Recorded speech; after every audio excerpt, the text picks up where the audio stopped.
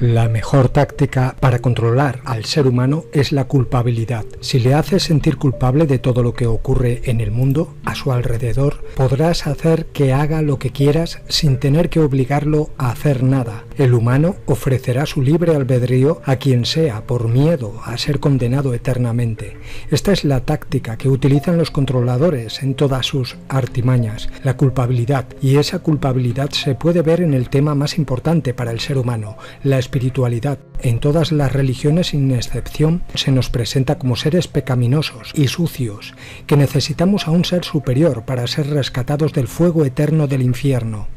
En la religión cristiana, por ejemplo, se nos recuerda constantemente una y otra vez que por culpa de la rebeldía de Adán y Eva en el paraíso, tras comer de la manzana del jardín del Edén, llevamos la marca del pecado original y que tuvo que venir Jesús, el único Hijo de Dios, a limpiar ese gran pecado mediante su sacrificio tan horrible, que fue entregado a los oscuros para que fuera asesinado de la manera más cruel por nuestra culpa. Aquí vemos lo manipuladores y sarcásticos que son los controladores.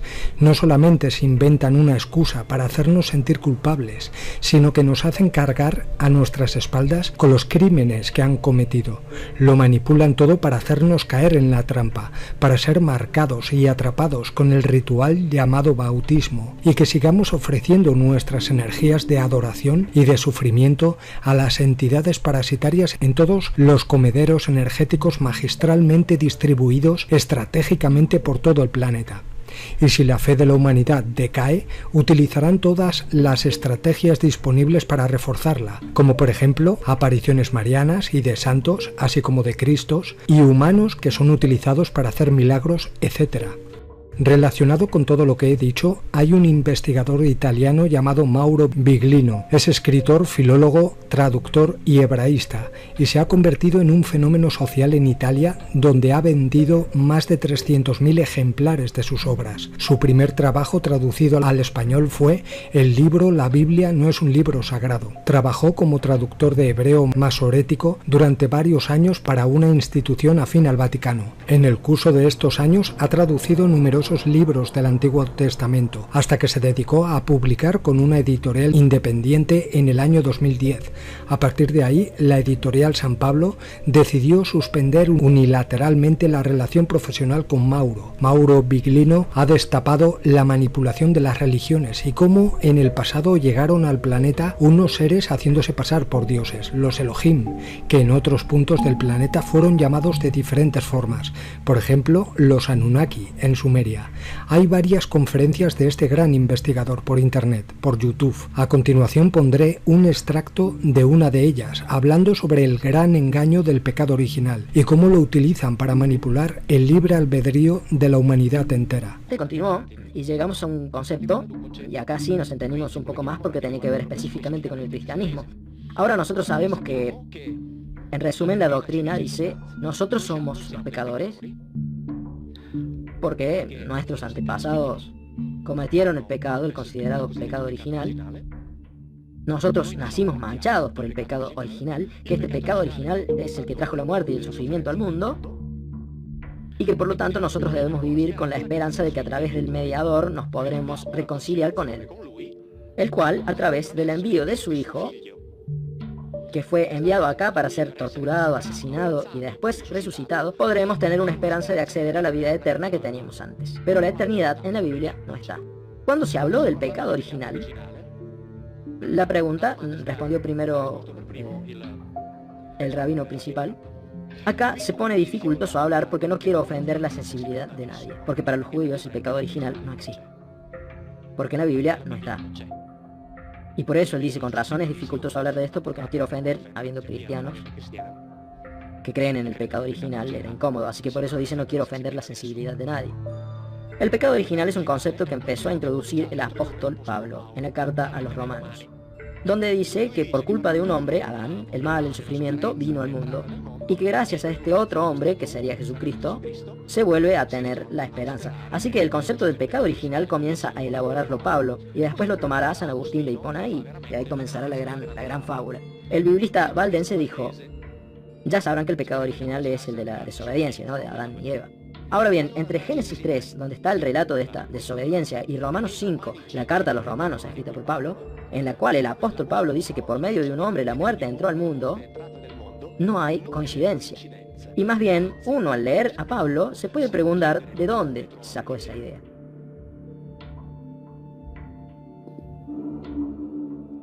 Y yo estoy de acuerdo con él, entonces paremos esta farsa, ¿no? Empecemos a preguntar de dónde sacó esa idea desde el momento en que no está en la Biblia.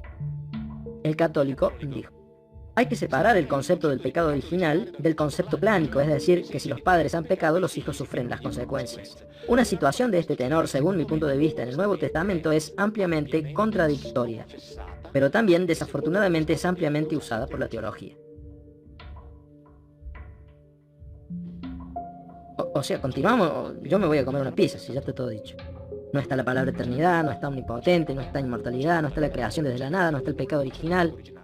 ¿Y de qué estamos hablando entonces? Y eso es lo que vengo diciendo desde hace 6 años, de un libro de historia común y corriente, uno de los muchos libros de historia que la humanidad escribió a lo largo de su historia. Y se acabó ahí. No está el pecado original. Y si no está el pecado original, acá en el auditorio está Laura Fecia, que escribió un libro muy bueno, que es Apariciones Marianas, el gran fraude, y también está preparando otro, igualmente polémico, más incluso. En 1800, así que es un libro que recomiendo, en 1854, Pío IX, el Papa, proclamó el dogma de la Inmaculada Concepción, el cual para muchos cristianos significa que la Virgen María concibió a Jesús sin hacer la cochinada del sexo. Inmaculada Concepción significa que él es el único ser humano de toda la historia en haber nacido sin la mancha del pecado original. Pero si el pecado original no existe, todos nosotros nacimos sin esa mancha. Así que por lo tanto ese dogma es un dogma que mañana por la mañana va a ser falso. O en la mejor de las hipótesis, dogma que mañana por la mañana desaparecerá. Porque todos nosotros nacimos inmaculados, porque el pecado original no existe.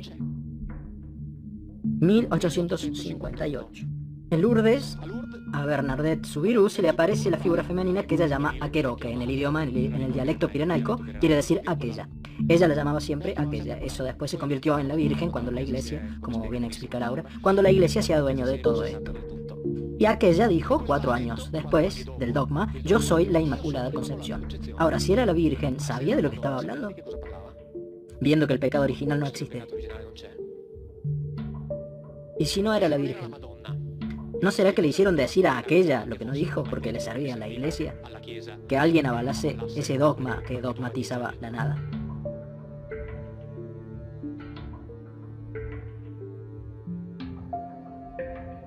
Biblia de Jerusalén. Estoy manteniendo el pacto, ¿eh? Ninguna traducción es mía. Así que aquel que no esté de acuerdo conmigo, porque puede haber alguno entre ustedes, ellos discuten entre sí y después dicen, ellos los sabios, y después nos dicen a nosotros, los ignorantes, cuál es la conclusión.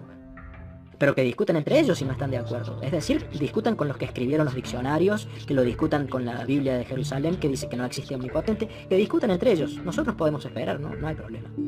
Así que, si no están de acuerdo, que se la arreglen entre ellos. Y no estoy hablando de usar ni siquiera una sola de mis traducciones. Les estoy diciendo que la respuesta a todo lo que dicen ellos ya está escrito en la Biblia. Pecado original. Génesis 3. Ya saben, cuando Adán y Eva desobedecieron. Por cierto, esto viene perfecto para hablar del libre albedrío. La primera vez que Adán y Eva toman una decisión propia, se la mandan a guardar. Así que este es el libre albedrío. Es decir, te hacemos libre para decidir, pero si no haces lo que decimos nosotros, eso es libre albedrío. En lo que a mí respecta, no, discúlpenme. Es decir, todos los dictadores del mundo dicen, si no haces lo que digo yo. Y si ustedes leen la Biblia van a ver que todo gira alrededor de esto. Si ustedes hacen lo que les digo, yo los ayudo. Y si ustedes no hacen lo que yo les digo, los aniquilo. Y eso es acá, acá, no en el más allá, acá, los extermino. Este es el libre albedrío del Dios bíblico, que por suerte no es Dios, obviamente, era un simple gobernante como todos los demás. Ahora bien, resumiendo, estos dos individuos toman esta decisión autónoma que entre otras cosas significa la de volverse autónomos desde el punto de vista de la reproducción. Eva, es muy probable, como está escrito incluso en la literatura rabínica, se unió sexualmente con uno de ellos. Caín es muy probable que sea hijo de uno de ellos. En cambio Abel es hijo del encuentro sexual entre Adán y Eva. Y después al respecto les voy a leer algo curioso que pasó con Adán cuando le presentaron a Eva. Ahora bien, digamos, la desobediencia. Biblia de Jerusalén. Aquí no se habla de un castigo para el hombre, por motivo de una falta cometida, sino más bien de una medida preventiva. Así que cuando Adán y Eva toman esta decisión autónoma, los Elohim dicen, y lo pueden leer en la Biblia, lo pueden leer. Ahora el Adán se ha vuelto como uno de nosotros. Así está escrito, ahora el Adán se ha vuelto como uno de nosotros. Ahora, que no tenga acceso esto lo agrego yo, o sea, que no tenga acceso al árbol de la vida. Así que por eso, fuera de acá. Se trata de una medida preventiva porque los Elohim tenían terror de que el Adán, que ya ha entendido ciertas cosas, tuviera acceso al árbol de la vida donde se hacen otras cosas determinadas porque se podían volver poderosos y muy peligrosos para ellos. Se trata de una acción preventiva. Así que no es que los expulsan del paraíso como un castigo, los expulsan para evitar que se volvieran poderosos y que después se les pusieran en contra. Pero no termina acá. En lo que respecta al dogma del pecado original, escuchen bien esto, página 25, edición del 2013. No hay que buscar aquí todo eso que fue dicho después. Ya sea que se trate de las relecturas bíblicas, por ejemplo la de Pablo en Romanos 5, o de las formulaciones dogmáticas de la Iglesia. No hay que buscarlas acá, porque no están.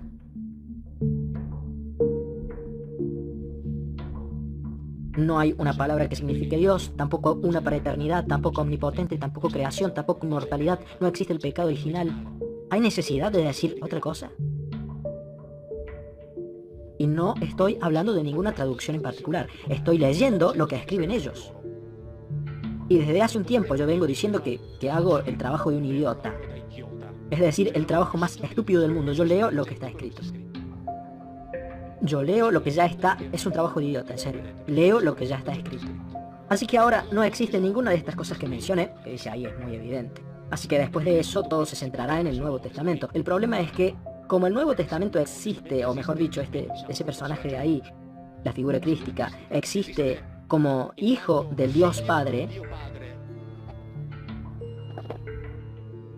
que es el Dios del Antiguo Testamento, y existe porque fue enviado enviado para reparar el daño mortal provocado por el pecado original. Pero si en el Antiguo Testamento no existe el Dios Padre, no existe el pecado original, Jesucristo entonces... O sea, es inútil negarlo. Si no existió lo otro, no existe esto. No se puede decir, bueno, abandonemos eso y centrémonos en esto. Centrémonos en esto si la gente continúa sin pensar. Pero si pensaran no se podrían centrar ni siquiera en esto. Lo que no quiere decir que eso que está escrito ahí, o sea, lo que dice Joshua Ben Yosef, no sea que entre otras cosas nosotros lo llamamos Jesús, pero deberíamos llamarlo Josué, como yo lo llamo en mi libro, porque él se llamaba Josué, como todos los otros Josué de la Biblia. Pero si lo llamamos Jesús, al menos parece que fuera el único, pero no, se llamaba Josué y se acabó. Jesús es la latinización, pero a todos los demás los llamamos Josué y a él casualmente lo llamamos Jesús. No, él se lo llamaba Josué como todos los demás. Así que si este Josué existió, yo, digamos así, estoy entre los que piensan que puede ser que haya existido. Pero no hay ninguna prueba histórica, que quede claro. Por eso digo que estoy entre aquellos que piensan que puede haber existido. Porque incluso los llamados autores romanos que hablan de ese grupo no hablan de él. Hablan de los cristianos, es decir, de una secta que tenía como jefe a uno que llamaban el Cristo. Pero cuando Tácito habla de esta secta, él la llama superstición. Lo que quiere decir que él es el primero que pensaba que no existió, porque de otra forma no lo hubiera definido como superstición. Por lo que no hay ninguna prueba histórica. Pero yo estoy entre aquellos que tienden a pensar que ese rabino judío, judeo-mesiánico, antirromano, sí existió. Después sobre eso se construyó, gracias al pensamiento griego, platónico y neoplatónico, particularmente la conocida figura crística. Y para construir la figura crística la conectaron con un Dios Padre del Antiguo Testamento, donde no es mencionado, y le dieron como justificación al pecado original, que no existe. Por lo tanto, la figura crística no tiene razón de ser. Yo, en el libro que escribí para Mondadori, dije al principio que yo había hecho un análisis paralelo. Acá en este libro, La Biblia no habla de Dios, está la primera parte. En el otro libro que salió hace una semana y que esta noche ya lo tenemos acá terminado, o al menos ya están terminadas todas las copias que me mandó Mondadori, y utilizo la misma técnica, e hice un análisis paralelo entre el Antiguo Testamento y los textos griegos. Principalmente lo hice con Homero, para mostrar cómo es que relatan exactamente la misma historia. Es decir, que hablan exactamente de los mismos individuos, a los cuales la Biblia llama Elohim y que los textos griegos llaman Theoi. Y a los que en la India llaman los Devas y que en en América los llamaban los Viracocha, pero son siempre los mismos. siempre tienen las mismas características físicas, las mismas actitudes, las mismas necesidades neurofisiológicas, se movilizan de la misma forma, usan la misma tecnología, etcétera, etcétera, etcétera. Entre otras cosas, este libro ha pasado, bueno, ya no me acuerdo bien, pero dicen que pasó a ser un bestseller después de que tuvieron que hacer muchas más reimpresiones, cosa que yo no sabía. Así que ahí comencé lo que después continué en el otro libro. Repito que fue publicado hace unos días atrás. Precisamente para mostrar cómo los pueblos antiguos contaron todos en realidad la misma historia. Y si se aplicase a la Ilíada y a la Odisea la misma metodología, es decir, la misma categoría exegética y filológica que se le aplicaron a la Biblia, podríamos crear el monoteísmo homérico. Pero por fortuna nunca se le ocurrió hacer algo como eso a un teólogo, porque de lo contrario estaríamos acá ahora discutiendo sobre la teología homérica. Pero por suerte no se le ocurrió eso a ninguno, por lo cual nos limitamos a hablar de la teología bíblica, pero las historias son iguales. Y lo interesante es que si nosotros agarramos una cosa de la que ya nadie habla, porque obviamente en ese momento, después del concilio de Nicea, cuando había un poco más de 40 o 50 cristianismos diferentes que eran predicados originalmente, y Constantino reunió varios representantes en Nicea y les dijo: ahora ustedes van a salir de acá con uno solo. A todos los demás los tiramos a la basura y los hacemos desaparecer. O sea, definan ustedes una verdad, no me importa cuál sea, elíjanla ustedes, y a todas las demás las vamos a declarar heréticas y las vamos a hacer desaparecer. Y por votación eligieron la que creemos ahora, es decir, la que se enseña. Y si en la votación se hubiera elegido otra, ahora creeríamos en otra cosa, pero eligieron esta. ¿Ok? Después de lo cual, todo eso que hacían y decían los primeros cristianos, obviamente, se fue buscando hacerlo desaparecer. Después, por suerte, escribieron libros, como por ejemplo los de Celso. Esto fue en el siglo II después de Cristo. Y es cierto, Celso fue después declarado uno de los herejes. Y también, por ejemplo, los de Justino Mártir, que por el contrario fue declarado santo y es uno de los padres de la Iglesia. Y ahora escuchen lo que dice Celso. En su libro llamado El verdadero discurso, en el capítulo 5, estamos en el siglo II después de Cristo, por lo que habla de las varias creencias de los cristianos. Dice: bien, dejemos afuera todos los puntos que se pudieran refutar al que llaman su maestro, y considerémoslo un auténtico mensajero. Ahora bien, ¿fue él el primero y el único en venir, o algún otro vino antes que él? Si intentan, está hablando de los cristianos, si intentan afirmar que es el único, ahí se los puede atrapar en una flagrante mentira y contradicción, porque afirman tajantemente que también vinieron otros, alrededor de un número de 60 o 70 por vez. ¿Entendieron? Y dicen también que sobre su propia tumba vino uno, o según otra versión 2, y le dijeron a las mujeres que había resucitado. El Hijo de Dios, al parecer, no era capaz de abrir solo la tumba y necesitaba que otros movieran la piedra. Esto está clarísimo, lo dice en los evangelios. Otro de estos mensajeros se le presentó al carpintero cuando quedó embarazada María. Después les cuento algo curioso sobre eso. Y otro más para hacerlos huir a Egipto. Él está bien lejos de ser el único que se dice que vino a visitar al género humano. Siglo II después de Cristo. Los cristianos decían que estos sujetos venían en grupos de 60 y también de 70 por vez. O sea, todo esto de acá se hizo desaparecer porque eligieron la verdad, que dice que ese es el único Hijo de Dios, y eso es lo que tenemos que creer. Pero los primeros cristianos no creían eso.